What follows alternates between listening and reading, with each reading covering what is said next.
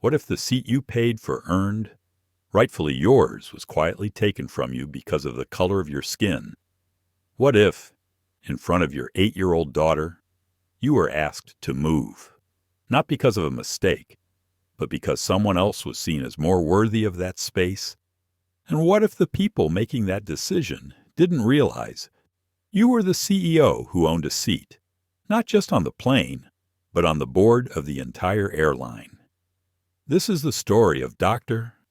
Nadine Ellis, a brilliant, composed black woman and tech CEO who boarded Flight 342 with nothing but a ticket. Her daughter and dignity. She had no idea the next 15 minutes would challenge her humanity, expose an entire industry's blind spots, and spark a global reckoning. But what really happened in Seat 2I? Why did the crew act the way they did? And how did Nadine turn quiet humiliation into a revolution without raising her voice? If you're ready for a story that will make you feel, think, and never see air travel or justice the same again, then join us. Like, share, and subscribe to our channel. And now, let's begin the journey. The airport was unusually calm for a Friday evening. Dr. Nadine Ellis moved through the terminal like someone who had done this hundreds of times before because she had, with her passport tucked inside a worn leather folio and her boarding pass already scanned. She approached Gate C-17 for Horizon Atlantic Flight HA-721. Destination Zurich. It was a flight she'd taken more than once, sometimes for medical conferences, other times for surgical missions. But this time was different. This time, she wasn't presenting research or teaching a workshop. She was simply attending, just a participant, a guest, a chance to rest, or so she thought. Her ticket read 2A, first class window. Horizon Atlantic's flagship international route offered a touch of quiet luxury lie-flat seats, imported wood trays, champagne flutes that clinked softly instead of rattling.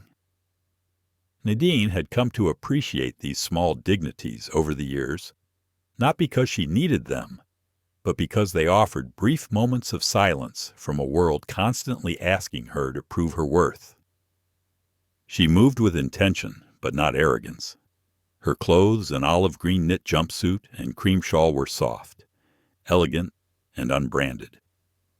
Around her neck was a thin gold chain with a single charm the outline of a heart, barely the size of a dime.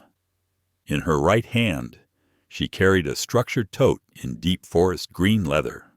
No logos, no flashy embellishments, just clean lines and craftsmanship. It had taken her 3 years of searching to find that bag. It was a gift to herself, a symbol of survival, not from cancer or a crisis, but from burnout. From the nights she'd cried in call rooms, from holding the hearts of children in her gloved hands and wondering, silently, if she could keep going. That tote reminded her she still could. As she stepped onto the jet bridge, she let out a slow breath, the kind you only exhale when you finally let yourself hope for peace. She smiled politely at the flight attendants at the door. "Good evening," she said. The one on the left beamed. "Welcome aboard, Dr. Ellis." But the blonde woman on the right slim, composed. A name tag reading Chelsea smiled with less enthusiasm. It didn't break the surface of her eyes. "Seat 2A is just here," Chelsea said crisply, gesturing with a practiced sweep. "Let me know if you need assistance with anything." Nadine thanked her and stepped into the first-class cabin. Only 4 seats were occupied. A silver-haired man reading the Financial Times in 3C, a woman in 1A with a Chanel tweed blazer and a heavy diamond necklace that shimmered under the warm cabin lights, 2 younger business types chatting in 2D and 3D. She placed her tote under the seat in front of her. It fit perfectly, as always. But it didn't take long. Chelsea reappeared beside her, leaning in slightly. "Ma'am, that item will need to go in the overhead bin. We don't allow larger personal bags under the seat during takeoff." Nadine looked at the tote. It wasn't large. In fact, the woman in 1A had an enormous monogrammed tote bag by her feet, loudly adorned with Dior across the front. "I believe it's within the required size," Nadine replied gently. "It fits cleanly and doesn't obstruct the aisle." Chelsea's smile didn't budge. "I understand, but I'm afraid it's still policy. For safety, we wouldn't want your belongings to become a projectile during ascent." The pause before the word belongings was subtle, but Nadine heard it, felt it. She glanced at the bag again, then back at Chelsea, then at 1A where the Dior tote had not been touched, and no such request had been made. "Of course," Nadine said with a practiced grace. "Safety first." She stood and gently lifted her bag, placing it in the overhead compartment above her. Her movements were smooth, but inside, she felt the first hairline fracture in her sense of calm. She sat down, folded the cream shawl across her lap, and closed her eyes. Maybe it was nothing. A rule. A simple enforcement of protocol. But Nadine knew the difference between enforcement and discretion, and she had grown used to living in that invisible space between the two. The chime sounded as the door sealed. Engines began to hum beneath the belly of the aircraft. Chelsea moved down the aisle, flashing her polite smile at the men in suits, joking with the woman in 1A, laughing too loudly. She skipped Nadine. That was fine. Nadine didn't need small talk. She just needed this flight to be quiet. Once airborne, the cabin lights dimmed. A soft melody floated through the speakers. Warm towels arrived, folded into thirds, and served with a tiny sprig of rosemary. Nadine accepted hers with a nod. Champagne was next. Chelsea poured for the other passengers with flare bottle tilted elegantly, flute held at the stem, bubbles rising. When she reached Nadine, she didn't pour. Instead, she held out the glass. "Would you like something to drink?" she asked flatly. Nadine blinked. "The champagne is fine. And some sparkling water. Please." Chelsea returned a moment later. She placed the glass of champagne with an audible clink on the tray, the sparkling water beside it. She did not offer the small bowl of warm almonds that every other passenger had been given. Nadine noticed. Of course she noticed, but she said nothing. Instead, she opened her journal. Not the medical one with peer-reviewed articles, but her real journal. The one where she wrote about patients she couldn't save, about grief she couldn't speak aloud, about how she once performed CPR on a 3-month-old while someone behind her commented on how articulate she was. The lights above flickered as the plane sailed through a patch of light turbulence. Nadine sipped her champagne slowly. It tasted cold, dry, and far too thin. Across the aisle, the man in 3C folded his newspaper and glanced her way.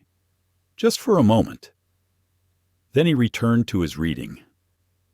By the time dinner service began, Nadine had already sensed the rhythm of this flight, and it wasn't smooth. Chelsea's footsteps never approached her row unless absolutely required. Her voice softened when speaking to the other passengers, but turned clipped and procedural when directed at Nadine. It wasn't overt. There were no raised voices or slurs, no words that could be filed as a complaint. It was quieter than that. It was colder. When Nadine requested a blanket, Chelsea nodded curtly and walked away, only to never return. When Nadine pressed the call button after an hour of waiting, Chelsea appeared, eyes unreadable. "I'm sorry," Nadine said. "I never received the blanket." Chelsea pursed her lips. We're fresh out in first class. You can check economy if you'd like. She walked away before Nadine could respond. That moment, more than any other, sat inside her chest like a stone. The woman in 1A had 2 blankets draped over her lap. Nadine looked down at her hands, neatly trimmed nails, no jewelry except for her mother's silver ring. She traced the edges of it with her thumb. Why do I still do this, she wondered. Why do I still try to make myself smaller so other people can stay comfortable? She leaned back in her seat and let the hum of the engines fill the silence inside her. For a moment, she imagined herself elsewhere, perhaps standing beside her childhood piano in Atlanta, or sipping coffee in the garden of her tiny New Orleans rental, where jasmine vines curled up the trellis, places where she was just Nadine, not Dr. Ellis, not the exception, not surprisingly polished, just her. She closed her eyes and tried to hold that thought as the cart rolled into view. Chelsea was plating meals with dramatic flair now, as if the aluminum trays were part of a Broadway performance. When she arrived at Nadine's row, her posture stiffened. Meal preference, Chelsea asked without looking up. Nadine blinked. I had pre-selected the vegan option online. Is that still available? A pause, then a thin smile. Oh, that option was reassigned earlier. A family in business class requested it. Nadine glanced briefly across the cabin. Business class was separated by a curtain. There had been no visible family with dietary concerns. I see, she said quietly. What are the other options? Braised veal or buttered halibut? Chelsea answered, already plating one. Nadine hesitated. I'll take the halibut. Chelsea handed her the tray wordlessly. No bread roll. No dessert cup. No olive oil like the others had received. Nadine placed the tray gently on the table in front of her. The fish was overcooked, the rice underdone. A thin smear of carrot puree sat like an afterthought in the corner of the plate. But she ate it, not because she was hungry, but because she needed something to anchor her, something tangible in the quiet storm of erasure. The plane dimmed further. Most passengers began reclining their seats. The woman in 1A requested a second dessert. The man in 3C turned off his reading light. But Nadine didn't sleep. She opened her journal again, and this time her pen moved quickly. She wrote about the precise moment a kind smile turns into a transaction, about how exhaustion becomes a second skin, about how even in the clouds, thousands of feet above sea level, you can still feel gravity pulling you down with something heavier than air. And then, as she closed the cover, she caught a flicker of movement across the aisle. The man in 3C was looking at her again. He didn't speak, just offered a nod, respectful, almost apologetic. Nadine returned it faintly, unsure what to make of it. But then something unexpected happened. Chelsea returned, not with an apology, not with a blanket or tray, but with a small smirk curling at the edge of her lips. I've had some time to observe. Dr. Ellis, she began in a low voice, and I'd appreciate if you didn't document this flight for social media purposes. Horizon Atlantic has a reputation to uphold. Nadine blinked. What makes you think You've been writing, taking notes, watching everything I do. Chelsea's tone sharpened. I just want to make sure you're not trying to spin this into something it's not. That kind of thing can damage reputations. For a long beat, Nadine said nothing. Then, calmly, she lifted the journal and turned it toward Chelsea. Inside, a page read July 6th. Heart murmur in 8-month-old female. Consultation required with pediatric cardio. This isn't about you, Nadine said quietly. It never was. Chelsea blinked, caught off guard, but Nadine wasn't finished. I'm not interested in damaging reputations, she said, her voice steady. I'm interested in people doing better. Chelsea straightened her shoulders. Have a good evening, Dr. Ellis? She walked off with tight steps and didn't return. The cabin was quiet again. Nadine leaned back and let the silence return, but this time, it wasn't peace she felt, it was restraint, because inside her, something was simmering, not rage, not even indignation.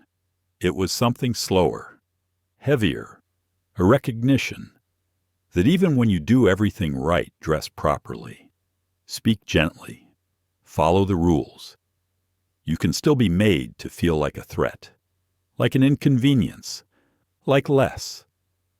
She stared out the window at the darkness stretching across the Atlantic, and for the first time in a long while, she felt the ache of being tired in a way sleep could never fix.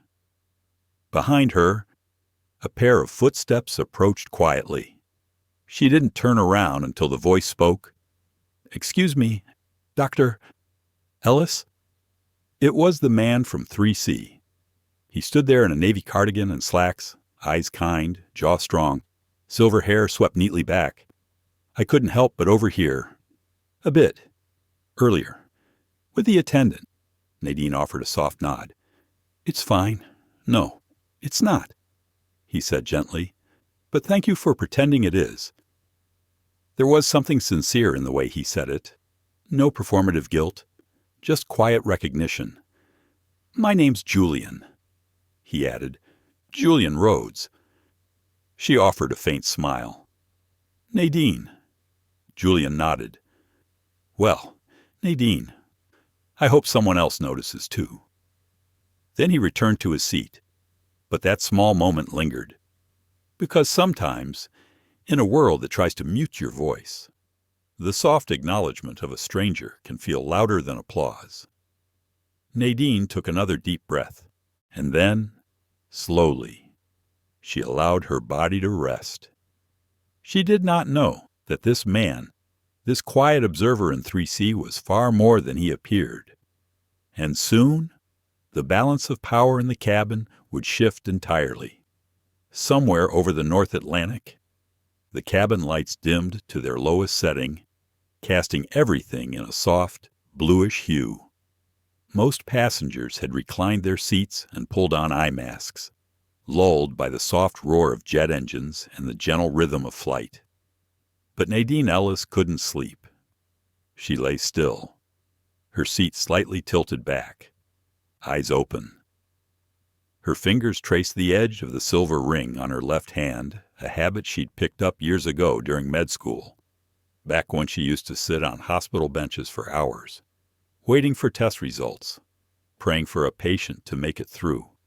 The ring had been her mother's, her mother, who worked double shifts cleaning hotel rooms, who never boarded a plane in her life, but taught Nadine how to carry herself like someone who belonged anywhere. Nadine wondered what her mother would say about tonight, the mistreatment, the microaggressions. Or maybe they weren't so micro after all. She thought about Chelsea Ward's smirk, the intentional denial of a meal option, the veiled threat about reputation. It wasn't just about the food or the missing blanket. It was about something deeper, something in the way Chelsea looked at her, as though Nadine's presence had disrupted an invisible balance, one where luxury belonged to certain people and not to others. She wasn't angry. No, anger would have been easier. What she felt was closer to mourning, for the hours wasted proving she belonged, for the countless moments she swallowed her pride just to keep the peace. A quiet beep from her watch broke the silence. Heart rate slightly elevated. She placed a hand over her chest and took a slow breath. Then another. Focus. Breathe. The techniques she taught patients post-surgery. Techniques she used now on herself. Still awake. The voice startled her. It was Julian, the man from 3C. He stood in the aisle, his cardigan now draped over one arm. His expression was gentle, unsure. "Mind if I sit for a moment?" he asked, gesturing to the empty seat beside her. Nadine hesitated, then nodded. "Sure." Julian sat down carefully. For a few seconds, neither of them spoke. "Sorry if I was out of line earlier," he said softly. "I know some people don't want strangers inserting themselves." Nadine studied his face. He had the kind of gaze that didn't flinch, the kind that had seen too much to pretend it hadn't. "You weren't out of line," she said. "Just rare." He smiled at that. Rare's not always bad. Silence stretched again. Outside the window, the stars shimmered faintly above the clouds. Julian turned toward her. "May I ask you something? Off the record, human to human." She raised an eyebrow, amused. "Go ahead." "That attendant Chelsea, has she treated you like this the entire flight?" Nadine nodded once. "From the moment I boarded," Julian exhaled slowly. "And the crew, some indifferent, others silent. But no one intervened." He nodded thoughtfully. "And you didn't escalate?" A dry chuckle escaped her. "Escalate? No. I know what that looks like when people like me escalate. It never ends well." Julian tilted his head slightly. "People like you," Nadine turned toward him, her tone even. "Black women. Especially those who dare to show up in places people think we don't belong. First class, boardrooms, oars." She gave a tired smile. "We learn young that we don't get the luxury of public emotion. If we cry, we're weak. If we speak up, we're angry. If we stay silent, we're cold." Julian didn't look away. "I imagine that gets heavy. It's bone deep." He leaned back, silent. Then, slowly, he reached into the inside pocket of his cardigan and pulled out a small notebook. Not a phone, not a tablet, a notebook, bound in leather, worn at the corners. He opened it and scribbled something. Nadine raised an eyebrow. "You journaling on my behalf now?" Julian grinned. "Old habit. I used to be a teacher, then a policy advisor. Now I just observe. Observe what systems, patterns, where things break." He glanced toward the galley. "And tonight, something's breaking." Nadine nodded. It already broke. Just then, the overhead lights flickered briefly. A small bump shook the aircraft. The captain's voice came over the speaker. "Ladies and gentlemen, we've hit a patch of unexpected turbulence. Please return to your seats and fasten your seatbelts." Julian rose quickly. "I should get back." "Thanks for listening," Nadine said. He gave her a look that lingered something between respect and quiet resolve. "Something tells me this isn't over," he said. Then he returned to his seat. Within moments, the cabin buckled again with another jolt of turbulence, this one sharper. A few gasps rang out. The crew hurried to their jump seats. Chelsea walked down the aisle briskly, checking belts. She passed Nadine without a glance. The air grew tenser. A child in row 5 began to cry. A tray slid off a cart and clattered to the floor. And then just as quickly as it began, the shaking ceased. The captain's voice returned. "We've leveled out. Apologies for the disturbance." Passengers exhaled. Nervous laughter. Whispers. But Nadine's heart hadn't settled. Because while the skies outside were calm, something inside this cabin was still spinning, and it was about to unravel. She heard whispers now between the crew. Chelsea was speaking to someone near the cockpit, voice low but urgent, then a male voice, sharp, decisive. "Tell her now, before he gets here." Nadine furrowed her brow. Something had changed. Across the aisle, Julian sat up straighter. He looked toward her and gave a single, slow nod. Moments later, Chelsea returned to Nadine's row. But this time, she didn't have a smirk. She had a look of panic. "Dr. Ellis," she said stiffly, "there seems to be a discrepancy with your reservation. Your seat? It wasn't properly verified by central booking. We may need you to move." Nadine stared at her. "Excuse me." Chelsea swallowed. "We believe this seat may have been double assigned. It's an error. We're asking for your cooperation. I booked this flight months ago. Paid in full, confirmed twice. I understand, but we're working with." A voice interrupted. "Is there a problem here?" Heads turned. A man in a tailored gray suit, calm but commanding, stood at the front of the cabin, his expression unreadable. He looked first at Chelsea, then at Nadine, and then at Julian. Chelsea stammered, "Sir, no. It's just a miscommunication. I was trying to." The man raised a hand. "Ms. Ward, please step aside." She did, reluctantly. Then the man turned toward Nadine, and for the first time that evening, Nadine saw Chelsea go pale, because the man standing before them, calm and silent, was not just any passenger. He was the airline CEO. And Julian Rhodes, row 3C. Cardigan, notebook and all, wasn't just a retired teacher. He was Julian Rhodes, founder and majority shareholder of Horizon Atlantic, and everything was about to change. The cabin fell into a stunned silence.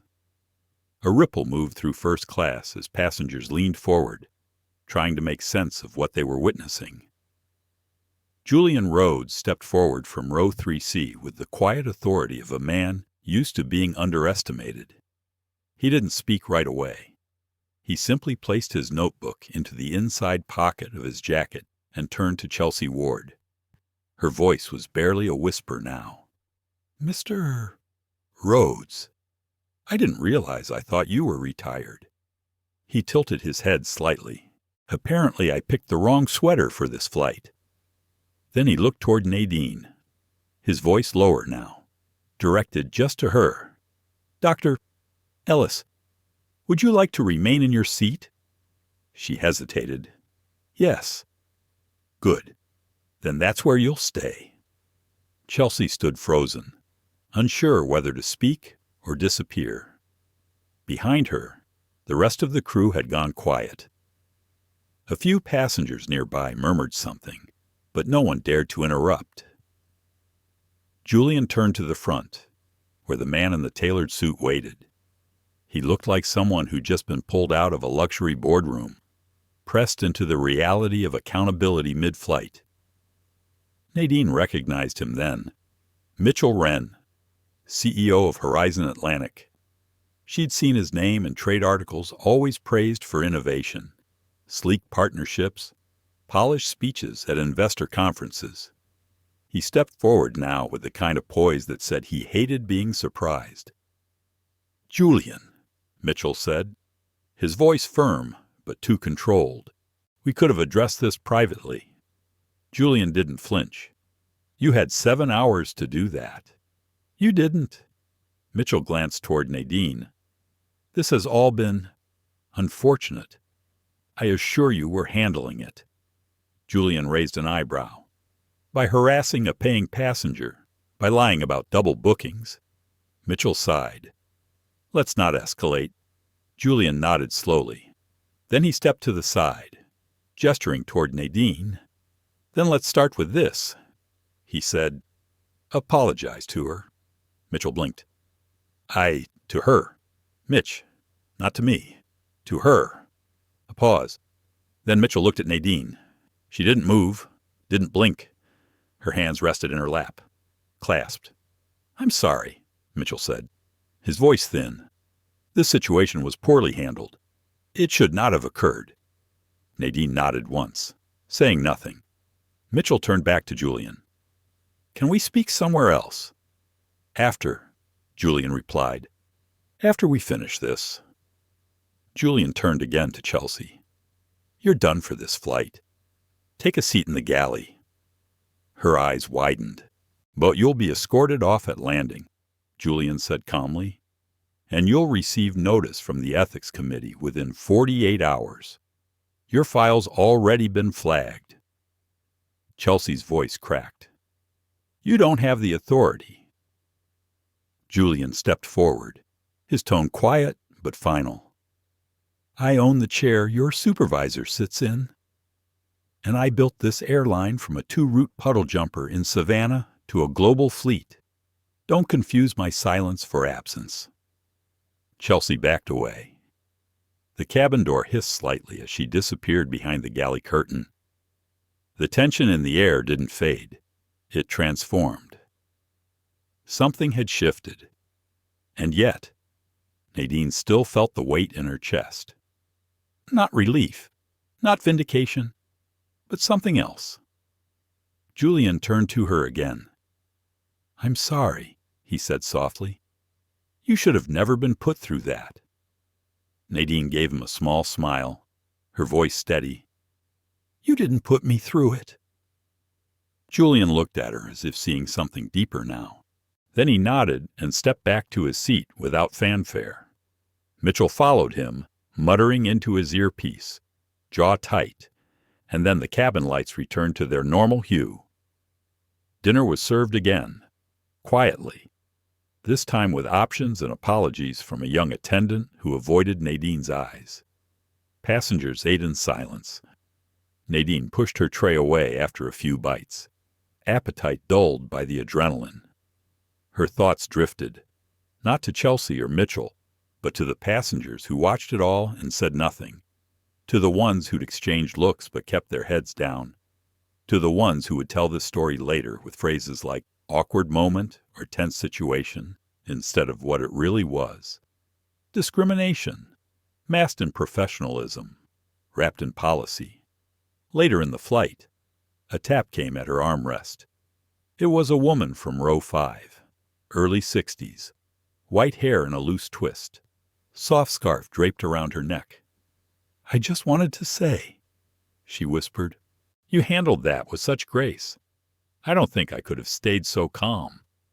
Nadine smiled politely. Thank you. The woman hesitated. I'm ashamed I didn't say something earlier. Nadine nodded slowly. It's never too late to start. She meant it. But she also meant remember how silence feels next time. The woman nodded and returned to her seat. The last hours of the flight passed in relative calm. Some passengers slept. Others tapped at laptops. The engines hummed on. But Nadine couldn't shake a strange sense of vertigo. Not from the altitude, but from how fast everything could tilt. Power, perception, justice. What if Julian hadn't been on that flight? What if she had simply moved? Quietly, like so many before her, the system would have rolled on. It always did. She closed her eyes briefly and pictured her mother's face again. She imagined her pride and her exhaustion. Then, a voice from 3C. Nadine. She opened her eyes. Julian stood again, this time holding something in his hand. May I? He offered a small box. She took it, unsure. Inside was a lapel pin, a simple set of wings, gold-edged, Horizon Atlantic engraved on the back. Usually reserved for senior execs, Julian said. But I think you've earned your own wings tonight. She smiled, touched. You didn't have to. I know, he said, but I wanted to. He paused, then added, there's going to be an internal review, and probably press. I won't speak for you, unless you want me to. Nadine considered it. Then she said, I'll speak for myself. Julian smiled. Thought you might. She clipped the wings to her jacket pocket and leaned back into her seat. Outside. The dawn was beginning to break. a faint strip of orange along the curved earth. The storm was behind them, but Nadine had a feeling that the real turbulence was still to come, because the world didn't change midair. It changed when the wheels touched down and someone chose to stand up again. The wheels touched down at Logan International with a dull thud, followed by the familiar hum of reverse thrust. The plane slowed, taxiing through misty morning light toward Gate 27B. Passengers shifted in their seats, cell phones lighting up across the cabin like a constellation of small awakenings. Nadine remained still. Her hands rested in her lap, fingers gently intertwined. Her mind wasn't on luggage or emails or the Uber queue waiting outside. It was still somewhere in the clouds, trapped between what happened and what was going to come next. She could feel the eyes on her. Not hostile anymore, just aware, curious, quiet. Some passengers nodded as they passed her row. One woman even offered a warm smile. But no one said her name, no one asked how she was feeling, and Nadine didn't offer. When the aircraft door opened, Julian stood from his seat and waited in the aisle, giving her a slight nod. She gathered her bag and rose slowly, her back straight. The moment felt surreal, a liminal space. She wasn't quite off the plane, not yet fully back on the ground. As she stepped past row 3, Julian leaned in. "You have a car waiting," he said quietly. "Take your time. Press will be outside the terminal." Nadine blinked. Already Julian nodded once. It leaked. Someone filmed. Of course they did. She exhaled through her nose. "Let them wait." He smiled. "You don't owe them anything." But she knew how the world worked. Public silence had never protected women like her. Truth did sometimes, but more often, it was her composure that made the headlines easier to spin. Her ability to stay calm, dignified, eloquent.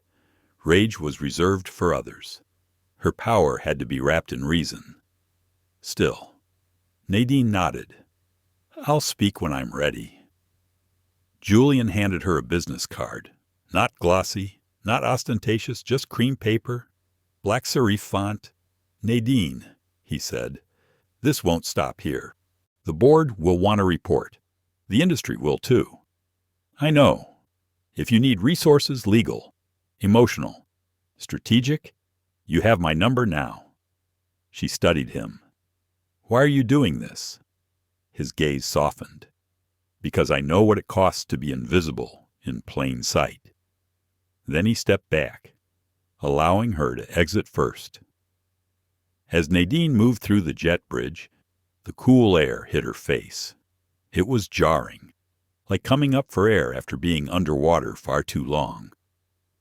2 men in dark suits stood near the terminal entrance, Julian's security detail. They nodded at her, then escorted her through a side exit. Cameras were already flashing near baggage claim, voices echoing, questions sharp and shallow. "Were you kicked out of your seat?" "Dr. Ellis." "Do you plan to sue Horizon? Was it racially motivated?" She kept walking, eyes forward, shoulders relaxed, no comment, in the town car.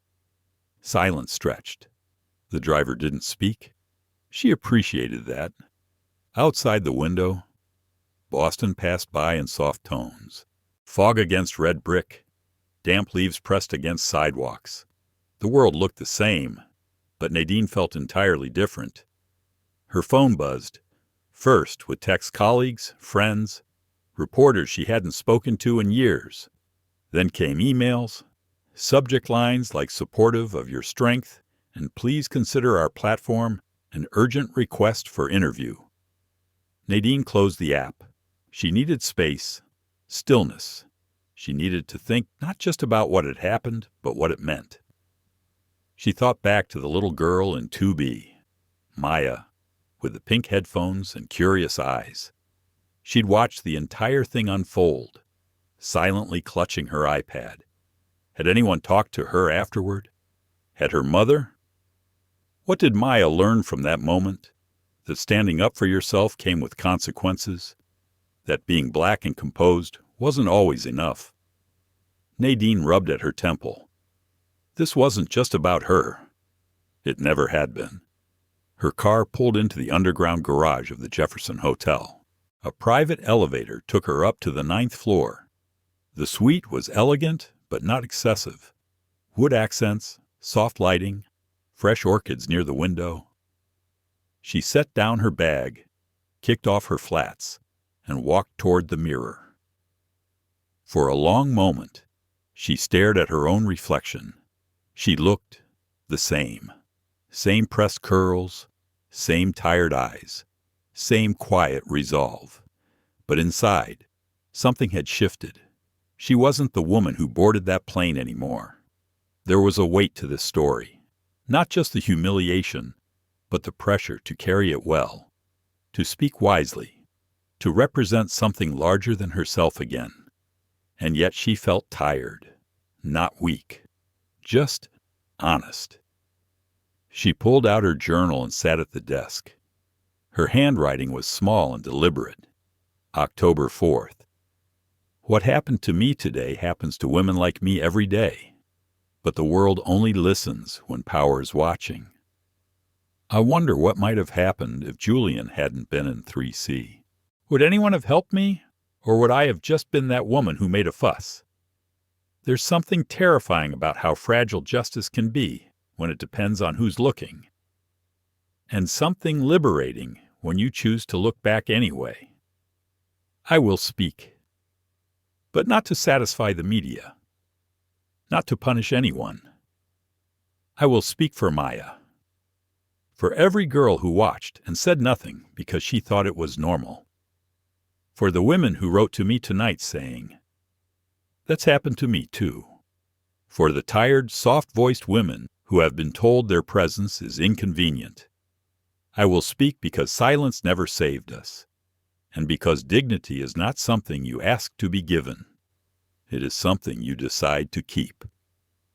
She closed the journal gently. Somewhere in the city below, news anchors were probably debating her story already. Split screens, headlines, tweets, but Nadine sat in silence. There was power in silence, too, when it was chosen. A knock came at her suite door. She opened it cautiously. A young hotel staffer handed her a small envelope. Delivery for Dr. Ellis. She thanked him and closed the door. Inside was a note. No logo. No signature. Just a single line written in neat, blue ink. I saw you. I believed you. Thank you for not leaving your seat. She stared at it for a moment. Then she folded it and placed it beside her wings. The boardroom atop Horizon Atlantic's corporate headquarters in Manhattan wasn't just a room. It was a declaration. Floor-to-ceiling windows revealed the sharp gray lines of the skyline. The chairs were Italian leather, curved perfectly to support the kind of posture that meant authority. The long conference table gleamed like a mirror untouched, unsmudged, reflecting power. But power, on this particular morning, was shifting beneath the surface. Mitchell Wren sat at the head of the table, fingers tented under his chin. His jaw flexed. His eyes scanned the faces around him. They were nervous, not outwardly, but in the subtle ways power people showed fear. Less eye contact, shallow breaths, phones placed face down. Julian Rhodes entered the room without speaking. He didn't nod, didn't smile, just took the seat to Mitchell's left, adjusted his cufflinks, and waited. Cynthia Hale, the chief legal officer, cleared her throat. So, she began, tapping the screen of her tablet. The incident on Flight 147 has now been picked up by 16 major outlets. Social engagement is over 4.2 million impressions in less than 24 hours. Hashtags include Seat for Sale, Ellis Incident, and Horizon Blind Spot. Mitchell didn't flinch. What's the company line? Cynthia shifted. We've issued a preliminary statement expressing concern and promising a formal internal review. We've not named Dr. Ellis yet. But, she hesitated, but what Julian asked quietly. She's scheduled a press conference for 6 p.m. Eastern. Mitchell exhaled slowly. She's not going to sue. She's a medical professional, a scientist. This isn't her battlefield. Julian turned his head. You don't know that. I know her type, Mitchell said. She'll be diplomatic. She'll advocate. But she won't go nuclear. Maybe she won't have to, Julian murmured. Around the table, silence bloomed. Martin Corbett, head of PR, chimed in next. The problem is the footage. A child is clearly watching the interaction. That plays emotionally. The stewardess, Karen Lasky, is dismissive, borderline mocking. We're reviewing her employment history now. Mitchell's voice was hard. She has tenure. Julian looked directly at him. So did the culture that made her believe she could behave that way without consequence. Are you suggesting we fire her publicly? Mitchell snapped. Julian leaned back in his chair. I'm suggesting, he said calmly, that we stop pretending this was an isolated incident. I'm suggesting we look long and hard at what our uniforms have been enabling. The room tensed. Mitchell stood abruptly and walked toward the windows. His reflection merged with the skyline, a distorted silhouette against the glass. I built this airline, he said, hands behind his back. From 8 routes and second-hand jets. I've weathered fuel crises, pilot strikes, class action suits. You want to throw it all away because a woman felt uncomfortable in first class. Julian stood too. No, he said, because a woman of color who paid for her seat, who contributed to this industry, whose credentials and dignity were ignored, was made to feel lesser.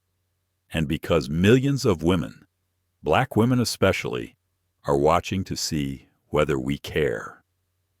Mitchell turned. We do care. That's what press statements are for. Julian met his gaze. Press statements aren't apologies. They're tactics. The boardroom fell quiet again. This time, it was Cynthia who broke the silence. Julian, you are vice chair. But your influence over day-to-day operations isn't what it used to be. Julian finished. Yes, I know. But I still sit on this board. I still represent the founding values of this airline. And I won't let those values be diluted into silence. Mitchell walked back to his seat, lowered himself slowly. And what exactly are you proposing? Julian paused. That we suspend both Karen Lasky and the purser involved. Immediately. That we publish a real apology, not a corporate memo. A statement of accountability, written with Dr. Ellis's input should she agree, and that we launch a long overdue internal audit. Someone gasped. Martin shook his head. An audit that opens us to every possible complaint in the last decade. Legal will have a fit. Then legal needs to stretch, Julian said flatly. Because this isn't just about avoiding lawsuits. It's about who we are, or who we claim to be. Mitchell leaned back in his chair, his expression unreadable. Finally, he said, if we do this, we admit failure. Julian responded without missing a beat. No, we admit we are willing to change. Later that day, Nadine Ellis stood at a modest podium in a community center off Columbus Avenue. She wore a soft navy blouse, her curls loose around her shoulders. The media had gathered. Yes, but so had mothers, teachers, flight attendants, students, ministers. The room buzzed with quiet solidarity. She didn't begin with outrage. She began with a story about her first time flying alone, age 12, in a stiff Sunday dress and shoes too tight. about how the flight attendant had smiled at her and handed her apple juice without asking, how that simple gesture had made her feel important. She told the audience that she had loved air travel ever since, that she'd worked in trauma surgery in 7 countries, across 3 continents, always finding her way back home through the sky. And then she told them what happened on Flight 147.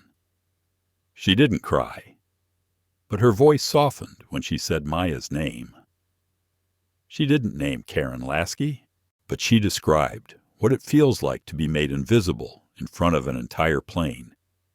She didn't ask for anyone to be fired. She asked for people to care enough to listen, to reimagine power, to rethink how we treat those who don't look like us, speak like us, live like us. Afterward, someone asked her, "What would justice look like to you?" She paused, then answered quietly, "Justice would mean I never have to give this speech again." Back at headquarters, Mitchell sat in his office watching the live stream replay, alone. He didn't speak, just stared at the screen, at this woman who had so calmly dismantled everything he thought was unshakable. Behind him, Julian stood in the doorway. "She's not done," Julian said softly. Mitchell didn't turn around. "No," he said. "She's just beginning." The morning after the press conference, Nadine Ellis sat in a quiet cafe on 82nd Street, the kind with scratched tables and handwritten chalkboard menus. She stirred her tea slowly, her phone face down, untouched. Her mind wasn't quiet, though it was a chorus of doubts, regrets, and unfinished thoughts. What if I went too far? What if Maya's name becomes a target? What if I become a symbol when I was only trying to speak? She hadn't slept much. The adrenaline from the night before had slowly given way to anxiety. Nadine had never been the kind to seek attention. She lived in the operating room, in late-night flights to war zones, in the silence between heartbeats. And yet, now, her face was everywhere. Her voice was quoted, interpreted, analyzed. The cafe's door opened, and Julian Rhodes entered, his scarf slightly loosened, gray peeking through the neat fade in his hair. He gave a small nod to the barista, then joined her without asking. She didn't look up right away. "You didn't call first," she said softly. "I wasn't sure you'd answer." She looked up then, her eyes tired but clear. He set a small brown envelope on the table between them. "What's this?" "The draft apology. Signed by the board. It's real, not rehearsed." She stared at the envelope for a long beat. "You're doing this for me?" Julian shook his head. "No. I'm doing this because I'm tired of pretending the system isn't broken. You just reminded us all." Nadine exhaled, leaning back slightly. "You know this could hurt your standing. Mitchell doesn't exactly hide his resentment." Julian smiled faintly. "I stopped working for his approval a long time ago." For a while, they just sat in silence. New Yorkers brushed past the window. The city buzzed as always. But inside the cafe, it felt like a bubble, a pause between before and after. "I'm not a movement," Nadine said suddenly. "I'm not built for press cycles and hashtags." "You're not a movement," Julian replied. "You're a mirror. You held one up, and now we all have to look." She nodded slowly, absorbing his words. "What happens to Karen?" she asked. "That depends," Julian answered. "She's on administrative leave. The union's involved. There'll be hearings. I don't want her destroyed. No one does. But I do want her to understand what she did, what it cost." Julian nodded. "We're building something. Real reform. But it will take time. Training, restructuring, public accountability. It won't be cosmetic. And it started Because you said no. Nadine picked up her tea again, letting the warmth seep through her palms.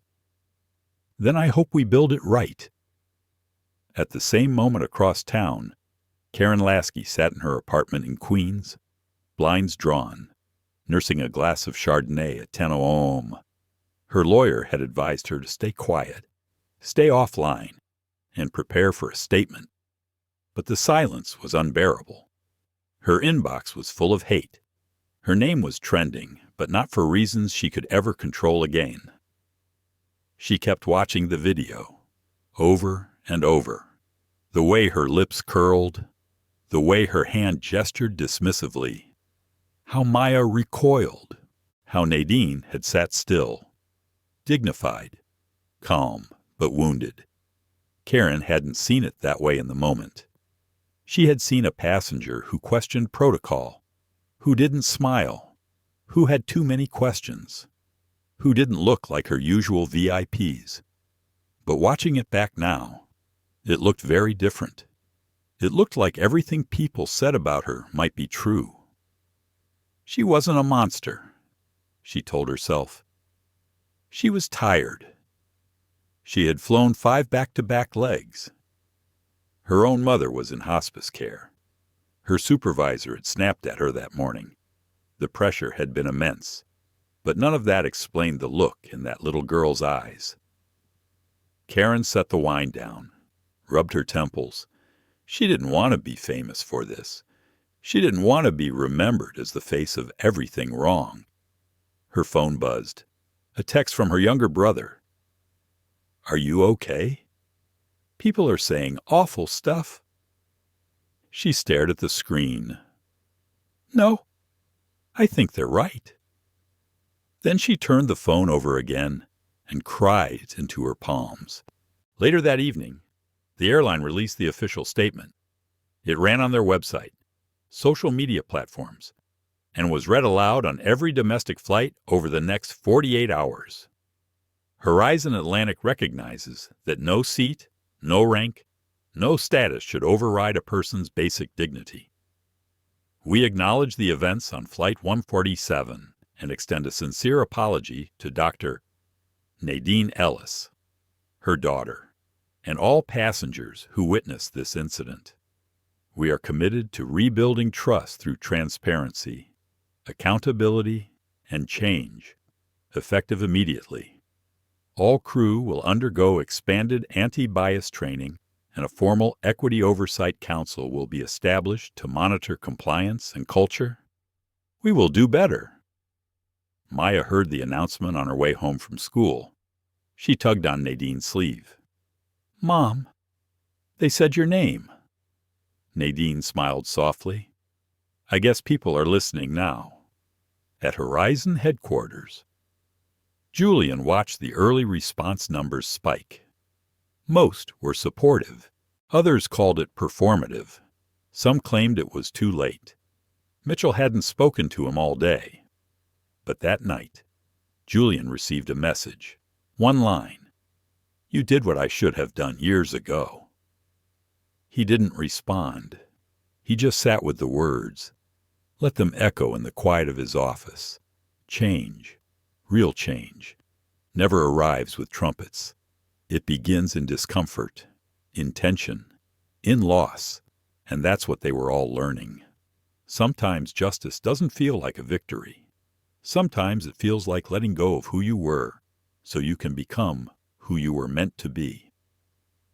Maya Ellis sat curled in the armchair of her mother's bedroom, hugging a pillow as the rain tapped gently against the windows. She had her sketch pad open, but hadn't drawn anything in over an hour. Instead, she was watching her mother pack. Nadine was folding garments carefully into a small navy blue suitcase, one she'd used for years. But today, the act of packing felt different. Not rushed, not routine, but weighted, as if she were gathering more than clothes, maybe pieces of herself. Are you nervous? Maya asked softly. Nadine paused, one hand resting on a folded blouse. A little, but also calm. Where are you going again, DC? The Congressional Ethics Panel requested a closed briefing. They want to understand how airlines handle bias complaints from the inside out. Are you going to yell at them? Nadine smiled. No, I'm going to speak clearly. Sometimes. That's louder. Maya sat with that for a moment. Her world had shifted so much in just a few days. Her mother, once just hers, had become something larger. A voice, a symbol, a conversation. Do you wish this never happened? Maya finally asked. Nadine looked over, kneeling beside her daughter. I wish you didn't have to see the world the way you did that day. But I don't regret telling the truth. Maya tilted her head. Even if some people hate you now, Nadine reached up and gently tucked a curl behind Maya's ear. Sweetheart, people have hated the truth for a very long time, but that doesn't mean we stop saying it. Later that day, Nadine arrived at Ronald Reagan Airport. The press had gotten word, but Horizon's team was strict: no interviews, no photos. She passed through the terminal almost invisibly, which was a relief. Her story had been told. Now she just needed to make it count. As she settled into her seat ironically, 2A again, she looked out the window and let her breath settle. There was no fanfare this time, just a quiet flight, no looks, no comments. A kind flight attendant named Linda brought her ginger tea and called her Dr. Ellis with calm respect. She thought of Karen briefly, wondered what path she was now on. Not everyone gets the luxury of healing in public, but everyone deserves the chance to grow in private. The meeting in D.C. was held behind closed doors, as promised. Lawmakers, civil rights advocates, and industry experts all filled the round table. Nadine didn't deliver a fiery speech. She simply told her story, calmly, in detail. She answered questions, challenged assumptions, and more than once, she sat in silence and let her presence do the work. By the end of the meeting, 2 lawmakers agreed to introduce legislation for improved civil rights oversight in aviation. A representative from the FAA offered to partner on an industry-wide listening initiative. No instant solutions, but meaningful seeds. After the meeting, Nadine stepped out into the hallway, letting out a long breath she didn't know she was holding. That's when Julian Rhodes called. You did it, he said. No, she replied. We started it. Back in New York, Julian was wrestling with his own questions. The apology had gone out. The board had met 3 times since. Mitchell was still CEO, but his influence had quieted. Julian could feel it power shifting, not with thunder, but with erosion. He stood in front of his office window, looking over the skyline. He thought about his father, who had never flown first class in his life, who had died thinking dignity was something you earned by behaving, not something you had by birthright. Julian had inherited much, but now he was finally doing something with it. That evening, Horizon Atlantic launched its new initiative, the Ellis Protocol: equity, listening, learning, inclusion, safety, a set of mandatory reforms for every airline under their corporate umbrella. It included bias response training, a third-party passenger complaint system, and a permanent seat on the board for a civil rights advisor. The name wasn't Nadine's idea. In fact, she didn't know about it until Julian called to tell her. I don't need my name on it, she said. I know, Julian replied, but the rest of us do. Meanwhile, Maya returned to school. Her classmates treated her with a mix of awe and awkwardness. She didn't mind. She found herself becoming more outspoken in class. When a teacher said something dismissive to another student, Maya raised her hand. Calm, clear, firm. She was learning from her mother in more ways than she realized. But Nadine worried. Not every part of the journey was celebratory. Some days brought hate mail, articles twisting her motives, social media threads full of vitriol. Even distant relatives called to ask why she was stirring the pot. She kept her answers short, not out of anger, but exhaustion. This isn't about fame. She told one cousin, it's about change, and that rarely feels glamorous. Julian faced his own form of pushback. Some board members accused him of emotional leadership. Investors raised concerns about backlash. Mitchell, though publicly cordial, quietly rallied resistance. But Julian stayed the course. The bottom line isn't the only line that matters. He told them, we built this company on speed and scale. It's time we build it on soul. At home one evening, Nadine stood in the kitchen, washing rice for dinner, while Maya sat at the counter doing math homework. Mom. Yes. Love. Are you ever going to fly Horizon again? Nadine paused. She hadn't even considered it. Every flight felt like a stage now. I don't know, she said honestly. Maybe one day. Maya thought for a moment, then quietly said, if you do, can I sit with you in 2A? Nadine looked over, her heart catching. Only if you share the window. They both laughed. In that moment, there were no headlines, no hearings, no policies, just a mother and daughter, claiming space, rewriting the air. The journey wasn't over, but it had taken flight. The press conference was supposed to be simple. 10 minutes, a few statements, some quiet applause, but nothing about this journey had stayed simple. Nadine stood behind a polished podium bearing the Horizon Atlantic logo, a gold and navy emblem she'd once associated only with long-haul flights and bland coffee. Now it was etched into something much deeper memory, pain, and the possibility of justice. Julian Rhodes stood off to the side, hands clasped, expression composed but alert. Mitchell Wren was notably absent, officially out handling operations, unofficially sulking. As the cameras clicked and microphones blinked red, Nadine stepped up. Today, she began, voice calm but steady. Horizon Atlantic announces the full implementation of the Ellis Protocol across all domestic and international flights. Her voice didn't waver, but inside, her ribs felt tight. She scanned the small crowd of journalists, allies, and quiet skeptics. This protocol's not about image. It's about integrity. It's about passengers, especially those historically silenced, being seen, heard, and respected at every stage of their journey. We are not building a policy. We are building a culture.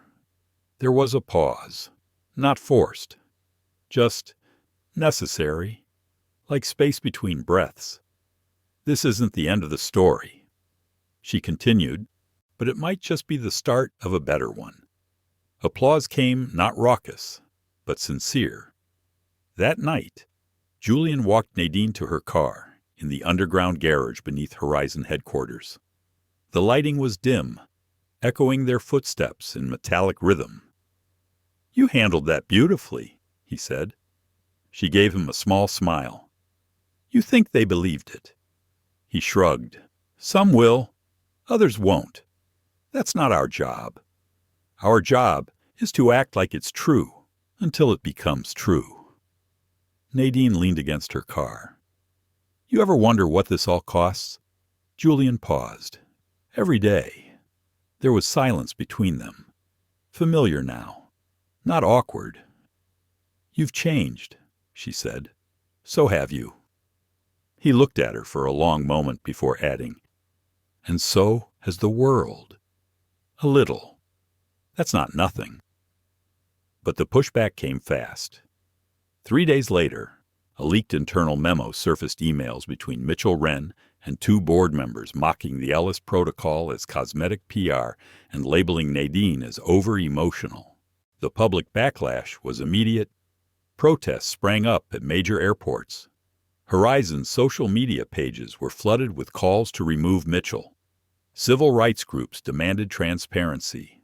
Shareholders demanded answers. And Nadine. She sat alone at her kitchen table at 2:30 a.m., reading the memo again and again, trying not to cry. Not from surprise, but from exhaustion. She thought she was past this, that decency would be enough. But decency, she now realized, had a very short shelf life in a boardroom. Julian called the next morning. "We're holding an emergency meeting. Today. Noon. Will it matter?" She asked who. "I don't know," he said honestly, "but you need to be there." So she was. When Nadine entered the boardroom that day, the air felt charged. Not hostile, but wary, like everyone was waiting for someone else to speak first. She wore a simple navy dress, no makeup, just truth. Mitchell sat at the head of the table, arms folded, wearing that familiar tight-lipped smile, the kind that only white men in power could perfect. "I think we've all seen the headlines," he said, almost casually. "No thanks to you," Julian muttered. Mitchell ignored him. "This board has decisions to make. Rapid ones. Our brand is under siege." Nadine looked around the table. "Our brand isn't under siege. Our values are." Mitchell chuckled. "With all due respect, Dr.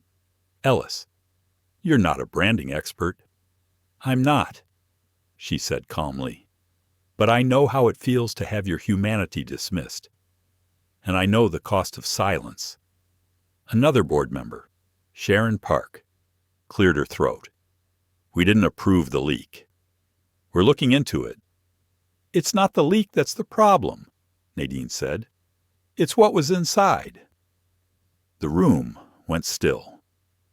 Mitchell leaned forward. "Let me be clear. If we continue down this performative path, we risk alienating our base, our investors, our repeat flyers." Nadine raised an eyebrow. "You mean your wealthy white clientele?" "Don't twist my words. I'm quoting them." Julian finally spoke up. "Let's not pretend this is about one memo.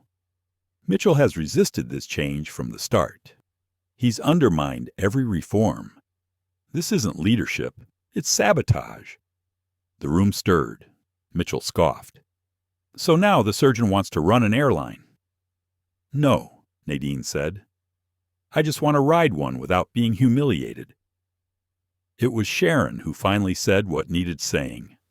"I move to open a vote of no confidence." The boardroom froze. Mitchell's eyes darted, searching for allies. But none spoke. "Seconded," Julian said, without looking away. And just like that, the vote began. One by one, hands went up. 8 in favor, 3 opposed. Mitchell stood, jaw tight. "You'll regret this."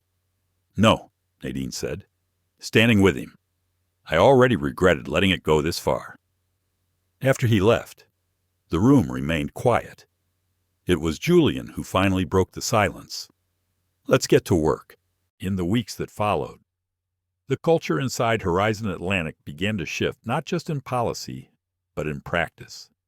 Flight attendants underwent rigorous new training. Complaint forms were digitized, anonymized, and audited monthly. Passenger surveys asked not only about service, but about safety, dignity, and respect. The Ellis Protocol wasn't just a pamphlet. It was a mandate, a movement, and slowly, a mirror. Nadine received letters, some handwritten, some emailed from passengers of every race, gender, and age. A Latina grandmother wrote to thank her for speaking up, saying her grandson had stopped flying after being profiled. A gay couple shared that for the first time. A flight attendant had acknowledged them as partners without flinching.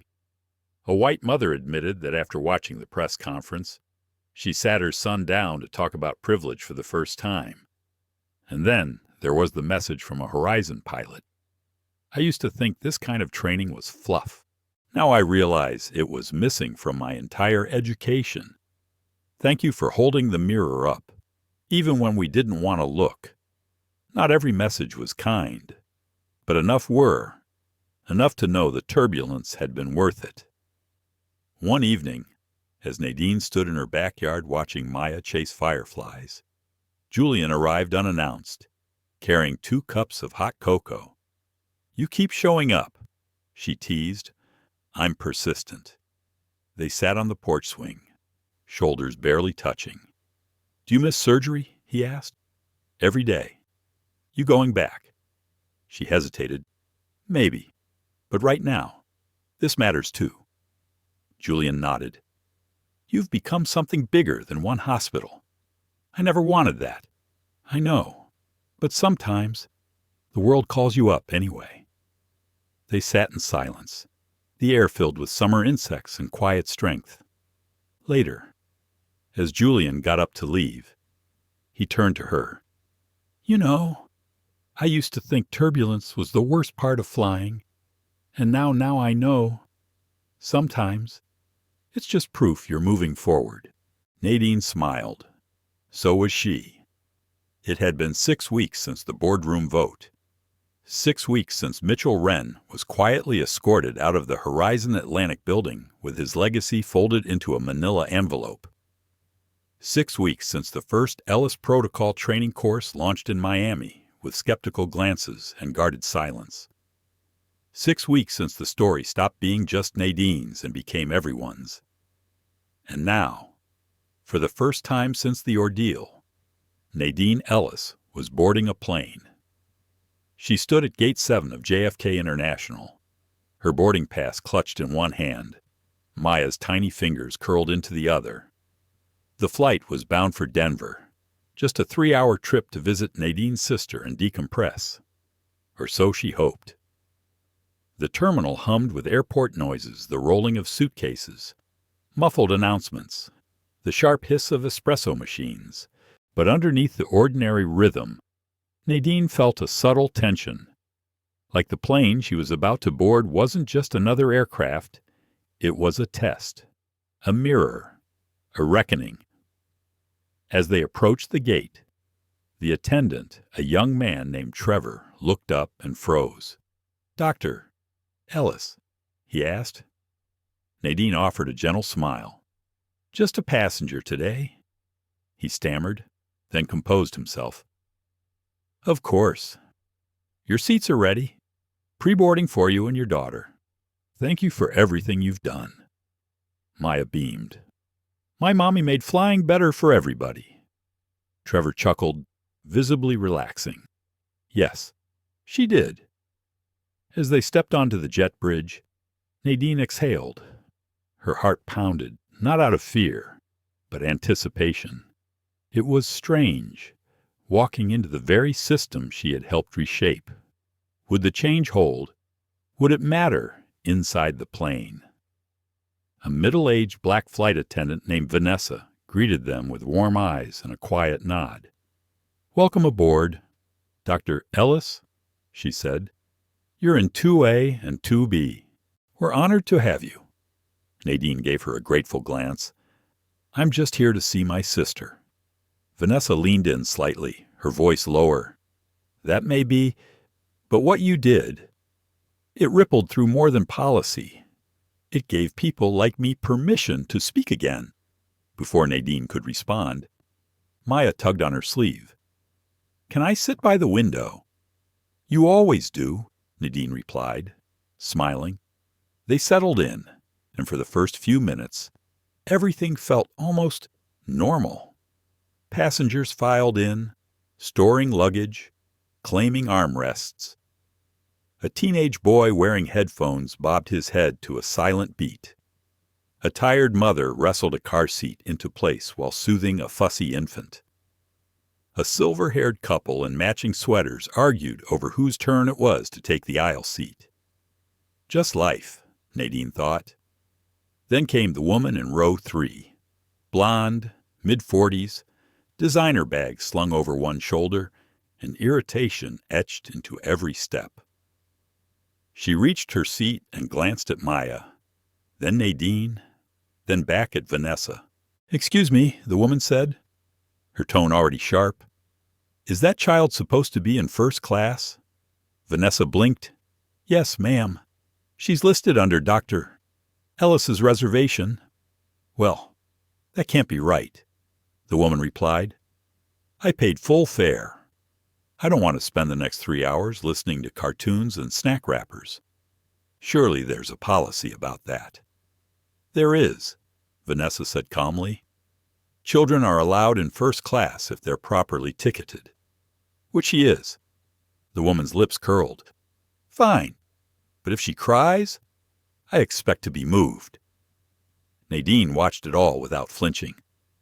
Maya looked up at her. "Am I doing something wrong?" "Mommy, no, baby. You're perfect." The woman sat, huffing as if the air itself offended her. The old Nadine might have shrunk, might have let it slide to keep the peace, but not today, not anymore. When the seatbelt light blinked off after takeoff, Nadine stood up and walked down the aisle to speak with Vanessa near the galley. "I'm not filing a complaint," she began, "but I want it noted. Not for me, for Maya. That woman in 3C questioned her right to exist in this cabin." Vanessa nodded. "I already logged it." Nadine exhaled. "I shouldn't be surprised." "You shouldn't," Vanessa said. "But that doesn't mean you shouldn't still expect better." Back in her seat, Nadine opened Maya's favorite activity book and watched her daughter draw a sky full of purple clouds and smiling airplanes. From behind her, a voice said quietly, "I saw what happened." Nadine turned to find the silver-haired man from earlier, now standing in the aisle. "My wife and I were watching," he continued. "She didn't mean to eavesdrop, but, well, we're old and curious." Nadine smiled. "It's all right. I just wanted to say, I read about you. I saw your story, and I didn't understand it until I saw that woman's face today. The disgust, the entitlement." He paused. "I flew in Vietnam." He added, "We were trained to scan for trouble. And she was trouble." Nadine wasn't sure how to respond, but the man reached out and gently tapped her shoulder. "Keep going," he said. "Don't let turbulence convince you you're not flying true." Later in the flight, Nadine opened her laptop, not to answer emails or read policy drafts, just to write. She stared at the blinking cursor, then typed, "Today. My daughter was questioned again for being in a place she rightfully belongs. But this time, she didn't shrink, and neither did I." She paused. "Change is slow. Resistance is loud. But clarity is stronger. And every mile we move forward is a mile. We don't have to walk alone again." When the plane landed in Denver, the passengers stood and stretched, collecting their bags and jackets. As Nadine lifted Maya's small backpack from the overhead bin, the woman from 3C stepped forward. Her voice was quieter now. "I suppose I should apologize," she said, eyes darting. "I had a bad morning." Nadine met her gaze without bitterness. "I hope your afternoon is better." There was no grand confrontation, no forced forgiveness, just clarity and the choice to protect her peace. As they walked through the gate, Maya asked, "Are we flying back soon?" "In a few days," Nadine said. "Will that lady be on our plane again?" Nadine smiled. "Maybe, but it won't matter. We'll still fly." That night in Denver, as Maya slept in her aunt's guest room, Nadine sat by the window staring at the mountains in the distance. She thought about all the passenger lists she'd never seen, the names of those ignored, the ones who were bumped, dismissed, silenced, their stories unrecorded, their dignity unacknowledged. Not anymore. She opened her notebook and began writing a new proposal. Not about policies or training modules this time. but about memory, a digital ledger where passengers could anonymously share their stories, good and bad, a living archive of what it means to travel with dignity. She called it the passenger list, because names matter. And now, finally, someone would listen. 3 days after returning from Denver, Nadine stood in her home office staring at the blinking cursor of an empty Zoom window. Her hands trembled slightly, not from fear, but from something deeper, purpose, resolve, something alive and demanding in her bones. She was about to present her newest idea, the passenger list, to the Horizon Atlantic Board, only this time, it wasn't about corporate diversity training or seat upgrades or reactive policies. This time, it was about memory, witnessing, truth-telling. The video window loaded. Julian Rhodes appeared first, a calm nod of support in his eyes. Behind him followed others, new board members, some replaced after the Mitchell-Wren incident, others promoted internally from teams Nadine once trained herself. "Dr. Ellis," Julian said, "you have the floor." Nadine straightened her shoulders. "Thank you. What I'm about to propose is not another initiative. It's not about optics or litigation protection. It's a commitment to collective memory." She clicked her screen, and a simple, elegant prototype filled the space. "It's called the passenger list," she said. "An opt-in, anonymous platform embedded in Horizon's booking app and website. It allows passengers to share their in-flight experiences, positive, neutral, or negative, tagged by date, flight number, and cabin class." The board was silent. Nadine continued. "The data will not be used to target individual employees. It won't be linked to names. But over time, trends will emerge. We'll see which routes, which crew combinations, which gates foster dignity and which fail. It is both mirror and map." A woman near the center of the screen unmuted herself. "So, a public feedback wall, no?" Nadine said gently. "Not a wall, a ledger, a living memory. Because what we don't track, we can't change." Julian leaned forward. "What's the risk transparency?" she said. "But also, redemption. The crew member who learns, the passenger who listens, the silent witness who finds courage in seeing their story reflected." Another board member scoffed. "And what if it becomes a complaint bucket for drama?" "Then we moderate," Nadine said. "We invest in truth, stewardship. This isn't a Yelp review for chicken or coffee. It's a space for humanity. And the people who fear that are usually the ones who've benefited from silence." The call ended with a 7-3 vote in her favor. It was official. The passenger list would go live in beta within 3 weeks. That evening, Nadine took Maya to the park. The wind had a hint of autumn in it, rustling the yellowing leaves as Maya ran ahead to the swings. Nadine sat on a bench, watching her daughter pump her legs higher and higher, shouting, "Look, I'm flying." She smiled. Flying. The word used to mean something different, something distant. Now it was personal, tangible. Her phone buzzed. A journalist from a national outlet had somehow caught wind of the project. They wanted an exclusive before the beta went live. At first, Nadine hesitated, but Julian urged her to lean in. "They're going to tell the story anyway," he said. "Better it comes from you." So, 2 days later, Nadine sat across from journalist Amy Tran in the glass conference room of Horizon's Manhattan office. Cameras off, no makeup, just truth. "You don't seem like someone chasing attention," Amy said as she set down her recorder. "I'm not," Nadine replied, "but attention finds stories people try to bury." Amy smiled. "So tell me why the passenger list?" Nadine folded her hands. "Because there are names you never hear. she said. People escorted off planes in silence.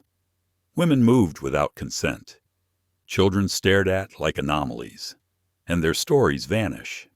But memory is accountability. Amy nodded slowly.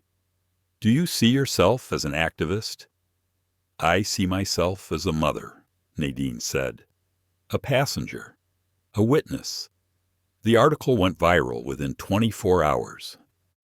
Headline: She was denied her seat. Now she's giving voice to millions who couldn't speak. The comments poured in.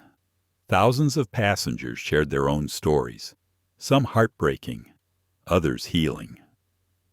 A retired nurse recounted being asked to switch seats on a flight from Dallas so a white man wouldn't have to sit beside her. A teenager described being followed to the bathroom mid-flight because she looked suspicious. A father wept in a video message, thanking Nadine for creating a space where he could finally write about how his autistic son had been ridiculed by flight staff. But not all the responses were kind. Some accused her of dividing people, of dredging up unnecessary conflict. One commentator called the passenger list another woke tool for emotional manipulation. Nadine read them all. She didn't flinch. Instead, she created a separate subfolder resistance and filed them away. Not to forget, but to study, because you cannot change what you do not understand. Meanwhile, inside Horizon, the data from the first 2 weeks of beta testing showed patterns that stunned even the IT teams. Passengers flying out of southern hubs reported twice as many incidents of microaggression. First-class cabins had fewer issues when crew members included at least one woman of color. Gate agents at specific terminals showed remarkable consistency in diffusing conflict, so much so that one, a man named Samuel in Atlanta, became the quiet hero of dozens of stories. Nadine compiled the findings into a visual map, airports lighting up like a constellation of dignity or darkness. Then she created a dashboard, a living report, updated weekly, accessible to all employees internally. Julian stood beside her during the internal rollout. "You're not building software," he said. "You're building memory. Memory builds culture," Nadine replied. That evening, Maya sat cross-legged on the living room rug, coloring while Nadine reviewed testimonials. "Mommy," Maya said without looking up, "will people still be mean on planes?" "Some might," Nadine said, kneeling beside her. "But now, people will know, and knowing helps us protect each other." Maya nodded, adding wings to her drawing. "You're like a superhero." Nadine smiled. "No capes, just clarity." 3 weeks later, a woman named Deborah Franklin boarded a Horizon Atlantic flight from San Diego to Newark. Yeah, she had never heard of the passenger list. She didn't know Nadine's name. But after being treated with such kindness by a young black steward named Aaliyah during turbulence and a medical delay, she asked if there was any way to leave a note of thanks. Aaliyah smiled. "There's a new button in the app," she said. "It's called the passenger list. You can tell your story there." Deborah did. She wrote about fear and grace and the warmth of a ginger ale handed with a steady hand when the sky felt like it might rip open. And 3 days later, her words made it into Aaliyah's personnel file, and into the next training module, and into a ripple of stories shared between strangers, saying, "This is what right looks like," and Nadine. She sat on a quiet flight to Los Angeles with Maya asleep against her shoulder, reading story, number 11, 8842. It was about a woman who stood up when someone tried to take her seat, and didn't sit down until everyone had one. The ceremony was small by design. No stage, no spotlights. Just 2 rows of chairs facing the edge of a hangar window at JFK International Airport, with sunlight pouring across the floor like a promise. The hum of aircraft engines beyond the glass gave the air a strange stillness, as if the sky itself were listening. Nadine adjusted her collar in the reflection of the glass. Her tailored navy blazer bore no title, no pin, no brand logo. She had insisted. No one was here for rank. They were here to bear witness. Maya sat beside her in a matching blazer, hers a miniature version Nadine had commissioned quietly, months ago. Her daughter's eyes were full of questions, the kind children don't always ask out loud. Nadine reached for her hand. "You okay?" she whispered. Maya nodded, then leaned in. "Is this for the people who didn't get to tell their stories?" Nadine blinked back the sting in her eyes. "Yes, baby. This is for all of them." The speaker at the front cleared his throat. Julian Rhodes stepped forward, dressed in quiet elegance, holding a small wooden box. He didn't speak from a podium, just from his place in the circle. "Every airline in the world has seats," Julian began. "But not all of them know what those seats mean. They're more than fabric and position. They're markers of dignity. They're questions of belonging." He paused and looked to Nadine. "Dr. Nadine Ellis taught us that. Not through protest, not through noise, but by refusing to disappear." A ripple of emotion moved through the room. A few nodded, others dabbed at their eyes. Julian opened the box. Inside was a first-class seatbelt buckle, gold-plated, inscribed with a single line, "You belong in this seat." Julian turned to Nadine. "On behalf of Horizon Atlantic, its past, present, and future, thank you." She rose slowly. There were no roaring claps, no applause, just a hush of reverence as she walked forward and took the buckle into her hands. It was surprisingly heavy. As she returned to her seat, Maya whispered, "Can we put that on your bookshelf next to your baby picture of me?" Nadine smiled. "Yes, front and center." After the ceremony, the real work continued, but not the kind that made headlines. Nadine now met weekly with a newly formed council of interline partners, Delta, JetBlue, even international carriers. Many had quietly begun integrating a version of the passenger list into their own systems. What began as personal became global. What started in pain ended in presence. But it was never really about just that flight, that seat. It was about the invisible weight many carried, the silent calculations. Do I speak up? Do I stay quiet? Do I matter now? There was a place for those questions to land. One night, months later, Nadine received a plain envelope in the mail. No return address, just her name, in elegant handwriting. She opened it on the porch after putting Maya to bed. Inside was a letter. "Dr. Ellis, you don't know me. I was on that flight, 4 rows behind you. I saw what happened. I wanted to say something, but I didn't. I watched you stay calm. I watched your daughter look around the cabin, trying to understand. And I froze. I've thought about that moment every day since. I finally found the courage to write something on the passenger list. I told the truth, my name, my silence, and I'm working now to make sure my own workplace has its own ledger of memory. You changed the flight path for more than just one airline. Thank you. Signed, a former bystander." Nadine folded the letter and held it against her chest. The wind moved gently through the trees, brushing the porch rails like fingertips on a piano. She didn't need to reply. Some stories answered themselves. Weeks passed, then months. On the 1-year anniversary of Flight 342's incident, Horizon Atlantic hosted a private gathering of crew members, passengers, and families who had shared their stories on the passenger list. Nadine wasn't scheduled to speak, but the crowd requested her anyway. She stepped up, not with a speech, but with a single chair. It looked like any other airline seat, padded, blue leather, a silver tag reading Seat 2A.